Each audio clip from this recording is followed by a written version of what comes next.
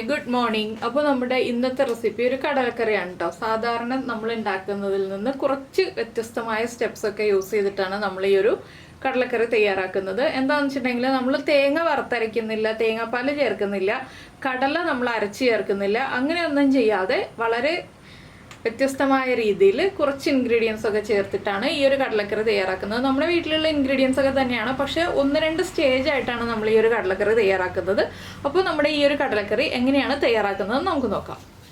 നമുക്ക് നമ്മുടെ ഇൻഗ്രീഡിയൻസ് നോക്കാം. ഞാനിപ്പോൾ 3/4 കപ്പ് കടല ഓവർനൈറ്റ് സോക്ക് ചെയ്തെടുത്തിട്ടുണ്ട്. ഓവർനൈറ്റ് സോക്ക് ചെയ്തില്ല എന്നുണ്ടെങ്കിൽ 8 മണിക്കൂർ സോക്ക് ചെയ്യാം. പിന്നെ ഒരു കാര്യം പറയട്ടെ, ഇതുപോലെ തന്നെ നമ്മുടെ വൈറ്റ് കടലയിലും ചെയ്യാം കേട്ടോ. ബ്ലാക്ക് കടല ഇല്ലെങ്കിൽ വൈറ്റ് കടലയിലും ചെയ്യാം.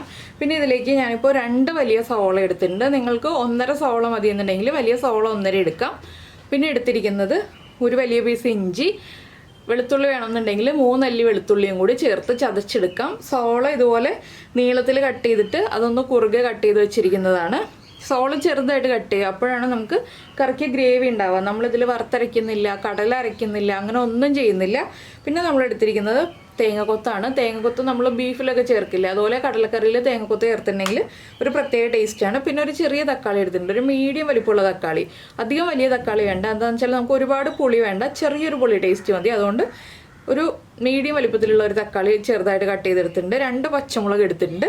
പിന്നെ നമുക്ക് വേണ്ടത് സാധാരണ നമ്മുടെ മസാലപ്പൊടികളൊക്കെയാണ്. അപ്പോൾ നമ്മളിതും ഒരു കുക്കറിൽ മാത്രമാണ് കുക്ക് ചെയ്യുന്നത്, ഒരുപാട് പാത്രങ്ങളൊന്നും നമുക്ക് വേണ്ട. ആദ്യം നമുക്ക് ഈ കടല വേവിക്കാൻ വെക്കണം. കടല വേവിക്കാൻ വെക്കുമ്പോൾ കുറച്ച് കാര്യങ്ങൾ ചേർത്തിട്ടാണ് നമ്മൾ വേവിക്കാൻ വെക്കുന്നത്. അതിനുശേഷമാണ് ബാക്കിയുള്ള മസാലകളൊക്കെ പ്രിപ്പയർ ചെയ്യുന്നത്. അപ്പോൾ ആദ്യം നമുക്ക് കടല വേവിക്കാൻ വെക്കാം. അപ്പോൾ നമ്മളിപ്പോൾ കടല കുക്കറിലേക്ക് മാറ്റിയിട്ടുണ്ട്. ഇതിലേക്ക് നമ്മൾ ചതച്ച് വെച്ചിരിക്കുന്ന ഇഞ്ചി, അതുപോലെ തന്നെ നിങ്ങൾ വെളുത്തുള്ളി ചേർക്കുന്നുണ്ടെങ്കിൽ വെളുത്തുള്ളി, പിന്നെ നമ്മുടെ സവോള ഉണ്ടല്ലോ, സവോള കട്ട് ചെയ്തത്. സവോള കുറച്ചധികം ചേർക്കുകയാണെങ്കിൽ നമ്മുടെ കടലക്കറിക്ക് നല്ലൊരു ടേസ്റ്റാണ് കേട്ടോ.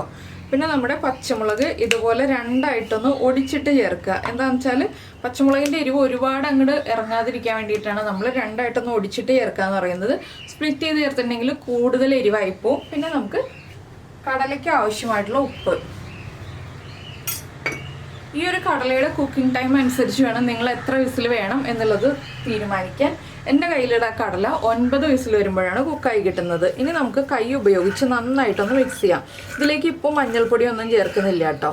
ഞാൻ ഈ കടലയും ഉപ്പും സവോളയും പച്ചമുളകും ഇഞ്ചിയും ചേർത്താണ് വേവിച്ചെടുക്കുന്നത്.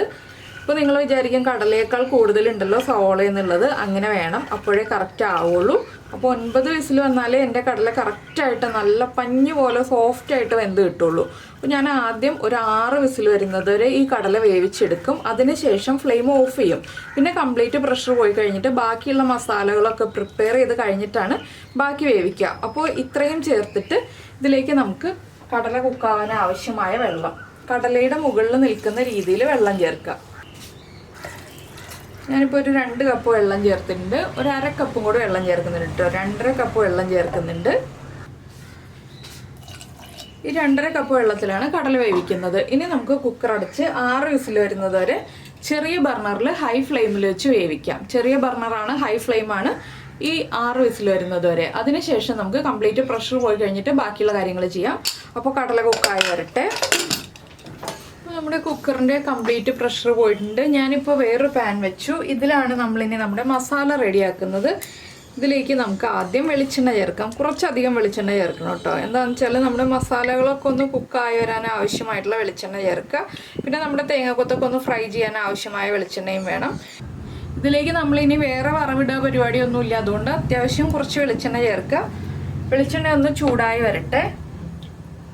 അപ്പോൾ എൻ്റെ കയ്യിൽ കറിവേപ്പില ഇല്ല, അപ്പോൾ നമ്മൾ കറിവേപ്പില വറവിടുമ്പോൾ കൂടെ ചേർക്കേണ്ടതാണ്. ഈ ഒരു മസാല പ്രിപ്പയർ ചെയ്യുമ്പോൾ കറിവേപ്പില ഇല്ലാത്തതുകൊണ്ട് ഞാൻ കറിവേപ്പില ചേർക്കുന്നില്ല കേട്ടോ.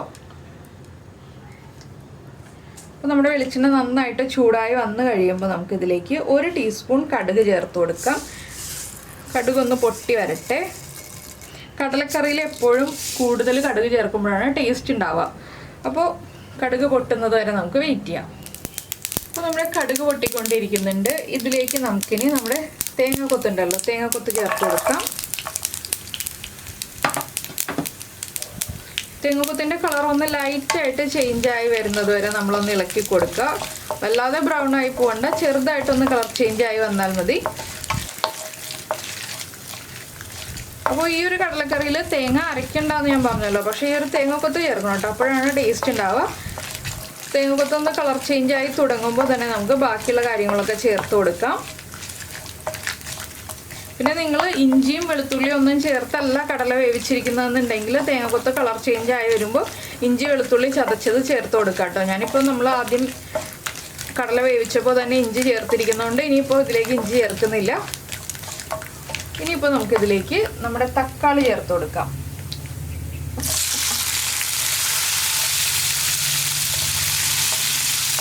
തക്കാളി ചേർത്ത് ഒന്ന് വഴറ്റിയെടുക്കുക.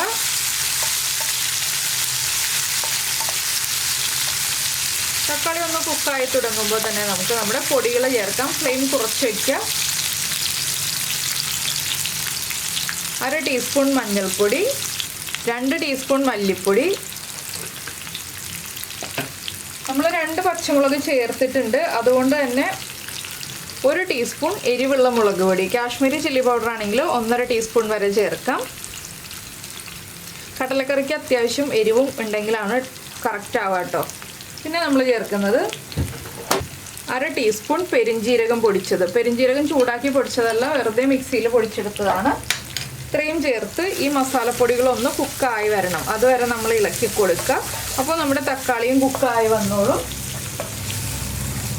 ഈ ഒരു മസാല പ്രിപ്പയർ ചെയ്യുന്നതിന് ആവശ്യമായ വെളിച്ചെണ്ണയാണ് നമ്മൾ ആദ്യമേ ചേർത്ത് കൊടുക്കേണ്ടത്. ഇടയ്ക്ക് വെളിച്ചെണ്ണ ചേർക്കുന്നതിനേക്കാൾ നല്ലത് ആദ്യമേ തന്നെ ഈ ഒരു വെളിച്ചെണ്ണ റെഡിയാക്കി അതിലേക്ക് നമ്മൾ മസാലപ്പൊടികളൊക്കെ ചേർത്ത് കുക്ക് ചെയ്തെടുക്കുക. ഇനി നമ്മുടെ മസാലപ്പൊടികളും തക്കാളിയും ഒക്കെ ഒന്ന് കുക്കായി വരട്ടെ. 1 മിനിറ്റ് ഒന്ന് ഇളക്കി കൊടുത്തിട്ടുണ്ടെങ്കിൽ നമ്മുടെ മസാലപ്പൊടികളൊക്കെ നന്നായിട്ട് കുക്കായി വന്നോളും. ഇതിലേക്ക് ഇപ്പോൾ നമ്മൾ ഗരം മസാലപ്പൊടിയൊന്നും ചേർക്കുന്നില്ല. എന്താണെന്ന് വെച്ചാൽ നമ്മുടെ പെരിഞ്ജീരകത്തിൻ്റെ ടേസ്റ്റ് ഉണ്ടല്ലോ, ആ ഒരു പെരിഞ്ജീരകത്തിൻ്റെ ടേസ്റ്റ് നമ്മുടെ കടലയിലേക്ക് പിടിച്ചു വരാനാണ് ഇപ്പോൾ നമ്മൾ പെരിഞ്ജീരകം ചേർത്ത് കൊടുത്തത്. ഗരം മസാലപ്പൊടി ഏറ്റവും അവസാനമേ ചേർക്കുള്ളൂ കേട്ടോ, എപ്പോഴൊന്നും ചേർക്കില്ല. ഇപ്പോൾ നമ്മുടെ മസാലകളൊക്കെ കുക്കായി വന്നിട്ടുണ്ട്. നമുക്ക് ഫ്ലെയിം കുറച്ച് വെച്ചിട്ട് തന്നെ നമ്മുടെ കുക്കർ എടുത്ത് വയ്ക്കാം. ഈ കുക്കറിലേക്ക് നമ്മൾ റെഡിയാക്കി വെച്ചിരിക്കുന്ന ഈ മസാലകൾ ചേർത്ത് കൊടുക്കുക. ഇനി ഫ്ലെയിം കൂട്ടി വയ്ക്കാം. ഞാൻ ചെറിയ ബർണറിൽ തന്നെയാണ് കേട്ടോ വെച്ചിട്ടുള്ളത്. ഇനി നന്നായിട്ടൊന്ന് ഇളക്കുക. ഇതിൽ നിന്ന് കുറച്ച് വെള്ളം എടുത്തിട്ട്, ഈ ഒരു കടലയിലുള്ള വെള്ളം തന്നെ കുറച്ചെടുത്തിട്ട്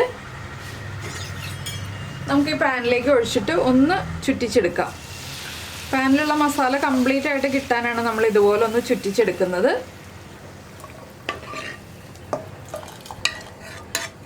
അപ്പോൾ നമ്മൾ 6 വിസിൽ വരുന്നത് വരെയാണ് കടല വേവിച്ചെടുത്തിട്ടുള്ളത്. ഇനിയിപ്പോൾ ഇതൊന്ന് ഇളക്കി മിക്സ് ചെയ്തതിന് ശേഷം ഉപ്പ് ചെക്ക് ചെയ്യുക. ഉപ്പ് കുറവാണെങ്കിൽ ഉപ്പ് ആഡ് ചെയ്ത് കൊടുക്കണം. ഉപ്പ് വളരെ കുറച്ച് അളവിൽ കുറവുണ്ട്, അപ്പോൾ നമുക്ക് ചെറിയൊരളവിലും കൂടി ഉപ്പ് ചേർത്ത് കൊടുക്കാം. ഞാനൊരു 1/4 ടീസ്പൂൺ ഉപ്പേ ചേർക്കുന്നുള്ളൂ കേട്ടോ. ഉപ്പും കൂടി ചേർത്ത് ഒന്നുകൂടി ഇളക്കി മിക്സ് ചെയ്തിട്ട് നിങ്ങളുടെ കടലയിൽ ഗ്രേവി കുറവാണെന്നുണ്ടെങ്കിൽ കുറച്ചും കൂടി വെള്ളം ചേർത്ത് കൊടുക്കാം. ഇപ്പോൾ എൻ്റെ കയ്യിലുള്ള കടലയിൽ അത്യാവശ്യം ഗ്രേവി ഉണ്ട്, ഞാനിപ്പോൾ വെള്ളം ചേർക്കുന്നില്ല. ഇനി ഒരു 3 വിസിൽ വരുന്നത് വരെ വീണ്ടും അടച്ചു വെച്ച് കുക്ക് ചെയ്യാൻ പോവാണ്. 3 വിസിൽ വന്നു കഴിഞ്ഞിട്ട് നമുക്ക് തുറക്കാം. ഇപ്പോൾ നമ്മുടെ കുക്കർ വീണ്ടും 3 വിസിൽ വന്നു, പ്രഷറൊക്കെ പോയിട്ടുണ്ട്. ഞാനിതാ തുറക്കാൻ പോവാണ്. ഇപ്പോൾ കറി തിളച്ചുകൊണ്ടിരിക്കുന്നുണ്ട്. ഞാൻ വീണ്ടും ഫ്ലെയിം ഓൺ ചെയ്യാം കേട്ടോ. കറി തിളച്ചുകൊണ്ടിരിക്കുന്നുണ്ടെങ്കിൽ നമുക്കിനി 1-2 പൊടികളും കൂടി ചേർക്കാനുണ്ട്. നന്നായിട്ട് തിളയ്ക്കുന്നുണ്ട്. ഇതിലേക്ക് നമ്മൾ ആദ്യം ചേർക്കുന്നത് വീണ്ടും ഒരു 1/2 ടീസ്പൂൺ പെരിഞ്ജീരകം പൊടിച്ചത്. പെരിഞ്ജീരകം എന്ന് പറയുമ്പോൾ നമ്മുടെ വലിയ ജീരകം, ഫെന്നൽ സീഡ്സ്. അതുപോലെ തന്നെ നമ്മൾ ഇതുവരെയായിട്ടും ഗരം മസാലപ്പൊടി ചേർത്തിട്ടില്ല. 1 ടീസ്പൂൺ ഗരം മസാലപ്പൊടിയും ചേർക്കുന്നുണ്ട്. ഇത് രണ്ടും ചേർത്ത് നന്നായിട്ടൊന്ന് ഇളക്കി കൊടുക്കുക. ഈ ഒരു കറി ഉണ്ടാക്കിയിട്ട് ഉടനെ തന്നെ ഉപയോഗിക്കരുത് കേട്ടോ. ഈ ഒരു കറി ഉണ്ടാക്കി കഴിഞ്ഞിട്ട് നമ്മൾ നന്നായിട്ട് ചൂട് മാറിയതിന് ശേഷം ഉപയോഗിക്കുക. അപ്പോഴാണ് നമുക്ക് നല്ല കുറുകിയ ചാറോട് കൂടിയ കടലക്കറി കിട്ടുക. ഇതിപ്പോൾ കുറച്ച് ലൂസായിട്ടുള്ള ഗ്രേവിയാണ്. ഇതൊന്ന് ചൂട് മാറി വരുമ്പോൾ നമുക്ക് കുറുകിയ ചാറായിട്ട് കിട്ടും. ഇനിയിപ്പോൾ നമുക്ക് ടേസ്റ്റ് ചെയ്ത് നോക്കുക. ഉപ്പ് കുറവാണെങ്കിൽ ഉപ്പ് ചേർത്ത് കൊടുക്കുക. എരിവൊക്കെ കറക്റ്റ് ആയിരിക്കും. ഇത്രയേ ഉള്ളൂ നമ്മുടെ കടലക്കറിയുടെ പരിപാടി. അപ്പോൾ നമുക്ക് 2 മിനിറ്റും കൂടി തിളയ്ക്കാൻ വിടാം. ആ ഗരം മസാലപ്പൊടിയുടെ ആ റോ ടേസ്റ്റൊക്കെ ഒന്ന് മാറി വരുന്നത് വരെ ഒന്ന് തിളച്ച് വരട്ടെ. അപ്പോൾ നിങ്ങൾക്ക് ഈ രീതിയിലുള്ള കടലക്കറി നിങ്ങൾ ഇതുവരെ ഉണ്ടാക്കി നോക്കിയിട്ടില്ലെങ്കിൽ ഉറപ്പായിട്ടും ഇഷ്ടമാവും. അപ്പോൾ ഉണ്ടാക്കി നോക്കിയിട്ട് നമ്മുടെ വീഡിയോയുടെ താഴെ ഒന്ന് കമൻറ്റ് ചെയ്യാം കേട്ടോ നിങ്ങളുടെ അഭിപ്രായം. ഈ രീതിയിലുള്ള കടലക്കറി എങ്ങനെ ഉണ്ടായിരുന്നോ? ഇടിയപ്പത്തിൻ്റെയും പുട്ടിൻ്റെയും അപ്പത്തിൻ്റെയും ഒക്കെ കൂടെ നല്ലൊരു കോമ്പിനേഷനാണ്. ചപ്പാത്തിക്ക് കുറച്ചുകൂടി കുറുകിയിരിക്കുന്ന രീതിയിലാണ് ടേസ്റ്റ്. അപ്പോൾ തേങ്ങ അരയ്ക്കാതെ അല്ലെങ്കിൽ തേങ്ങാപ്പാൽ ചേർക്കാതെ കടല അരച്ച് ചേർക്കാതെ ഒക്കെ നല്ല ടേസ്റ്റി ആയിട്ടുള്ള കടലക്കറി ഇതുപോലെ തയ്യാറാക്കിയെടുക്കാം. അപ്പോൾ എല്ലാവരും ട്രൈ ചെയ്ത് നോക്കുമെന്ന് വിചാരിക്കുന്നു. പിന്നെ നമ്മുടെ ചാനൽ ആദ്യമായിട്ട് കാണുകയാണെങ്കിൽ നമ്മുടെ വീഡിയോ പ്രസൻറ്റ് ചെയ്യുന്ന രീതിയൊക്കെ ഇഷ്ടമായി എന്നുണ്ടെങ്കിൽ നമ്മുടെ ചാനലൊന്ന് സബ്സ്ക്രൈബ് ചെയ്ത് സപ്പോർട്ട് ചെയ്യണേ. സബ്സ്ക്രൈബ് ചെയ്യുന്നതിന് ഈ വീഡിയോയുടെ താഴെയുള്ള റെഡ് സബ്സ്ക്രൈബ് ബട്ടൺ ഒന്ന് ക്ലിക്ക് ചെയ്യുക ആൻഡ് റൈറ്റ് സൈഡിലുള്ള ബെല്ലൈക്കണും ക്ലിക്ക് ചെയ്യുക. അപ്പോൾ ഓൾ എന്ന് പറഞ്ഞിട്ടൊരു ഓപ്ഷൻ കാണാം. ആ ഓളും കൂടി പ്രസ് ചെയ്തിട്ടുണ്ടെങ്കിൽ ഞാൻ എപ്പോഴും വീഡിയോ അപ്ലോഡ് ചെയ്യുമ്പോൾ നിങ്ങൾക്ക് നോട്ടിഫിക്കേഷൻ വരും. അപ്പോൾ ഈ 2 പ്രാവശ്യം കുക്കർ പ്രഷർ പോകുന്നത് വരെ വെയിറ്റ് ചെയ്യണം എന്നുള്ളൊരു കാര്യം മാത്രമേ ഇതിലുള്ളൂ. നമുക്ക് രാവിലെ സമയമുണ്ടെന്നുണ്ടെങ്കിൽ 2 പ്രാവശ്യം ഇതുപോലെ വെയിറ്റ് ചെയ്യാം. ഇല്ലാന്നുണ്ടെങ്കിൽ നമുക്ക് വൈകിട്ട് ഡിന്നറിനാണെങ്കിലും ഇതുപോലെ കറി റെഡിയാക്കി എടുക്കാം. പിന്നെ സാറ്റർഡേ സൺഡേ ഒക്കെ സമയം ഉണ്ടാവുമല്ലോ, അപ്പോൾ ഇതുപോലെ കടലക്കറിയൊക്കെ റെഡിയാക്കി എടുക്കുക. അപ്പോൾ എല്ലാവരും ട്രൈ ചെയ്യുമെന്ന് വിചാരിക്കുന്നു. പിന്നെ നമ്മുടെ റെസിപ്പി ഇഷ്ടമായിട്ടുണ്ടെങ്കിൽ ഒന്ന് ലൈക്ക് ചെയ്യാനൊന്നും മറന്നുപോയില്ലല്ലോ. അപ്പോൾ നമുക്ക് നമ്മുടെ അടുത്ത റെസിപ്പിയുമായിട്ട് വീണ്ടും കാണാം.